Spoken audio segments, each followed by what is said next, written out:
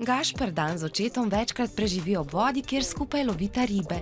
Za ta šport poleg opreme, članske izkaznice in ribolovne dovolilnice potrebuješ tudi kar nekaj znanja. Kako se razstavi palca, kako narediš navezo, kako si postaviš stol in kakšne vabe so. Vabe za natrnek, na primer kostne črve, kupite v ribiških trgovinah ali pa deževnike in gliste po dežju naberete kar sama. Tudi konzervirana koruza je uporabna. Za lovljenje potrebujete še s tekočino zmešano krmo za privabljanje rib ter mešanico navlažene zemlje in gline. V zmes dodata vabo. Črve, morda gliste, pa tudi hrano navadno.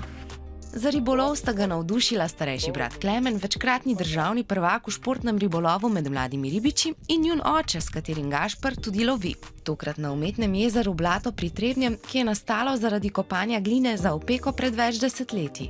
V njem živi več vrst rib, na primer somi, ščuke in krapi. Največja riba je, ko sem jo jaz ulovila, krap. Pri tem ves čas upošteva pravila športnega ribolova, na primer, da ne bi poškodoval sluzi ribe, jo vedno prime z mokro roko.